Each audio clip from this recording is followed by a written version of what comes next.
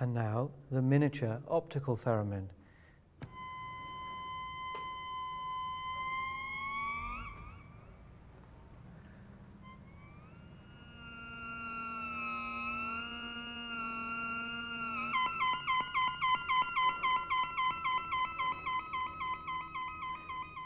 In the future, all music will sound like this.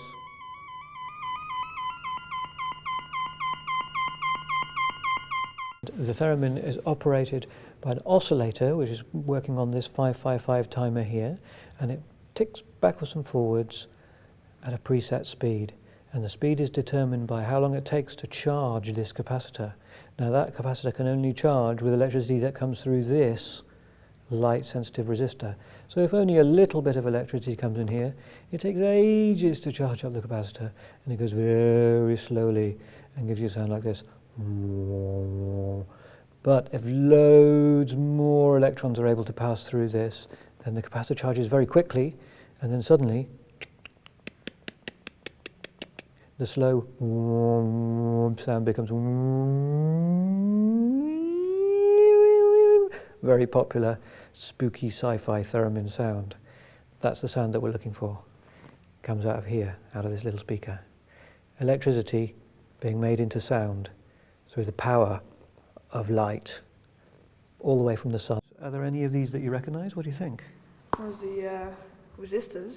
Which ones are the resistors? These ones. Oh, okay, yeah, right. And what do they do? They slow down or lessen the kind of electrical flow. That's far enough for the electrons when it comes to the resistor, isn't it, really? Your name's not down, you're not coming in, that kind of thing. Well, maybe just a couple of you can come in. Here we have the light sensitive resistor. I wonder what the little curly line is doing there exactly. I reckon that's the light sensitive part of it. What do you think? I think it is, yeah. Okay. So it's a resistor really, basically. And it's going to let some electrons through, but not all the time. Here we have the 555 timer. Let's take a deep breath, everybody, and just stop to consider what a marvel of engineering. Over 20 transistors inside this little tiny package here. And this is going to be making our oscillating wave to move the nitrogen molecules around in the air, to move our eardrums backwards and forwards, to give us that super special sci-fi theremin vibe.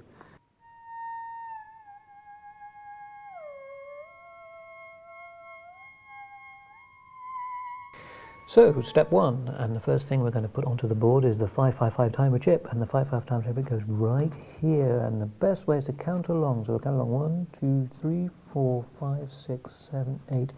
It starts on the 9th hole. And you notice the chip has a small circular cutaway here. Make sure you get that on the left-hand side. So pop the 555 timer chip straight in the middle of the board there. Step 2, the resistors. 10K resistors. And here they are, highlighted in blue. And I find it's best to follow from the wire from the chip here, up 1, 2, and there it sits right into that little gap there. And the other one, from that pin on the chip, 1, 2, fits right into that little gap there, just like that. Nice and tidy. Step 3, the 100 nanofarad capacitor. Fit that right in here, and it misses out 3, and it just clips in there. Down to the 555 just there. Next it's time to fit all the little wires that we use to connect up the little parts of the board, and these are highlighted in green here, so 1 to there, and here's another and another. There's 1 there.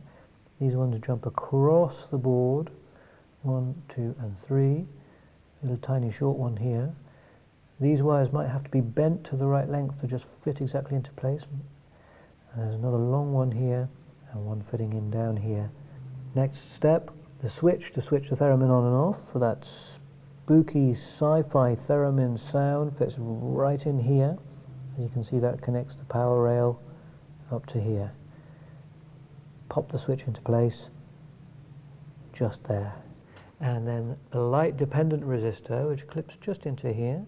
And you can see the light rays shining down and causing the resistance to vary and causing the pitch of the oscillator to change. And then the final step, the battery, which clips on here and here, the positive and the negative of the 9-volt battery to provide power. That's your light-operated theremin right there.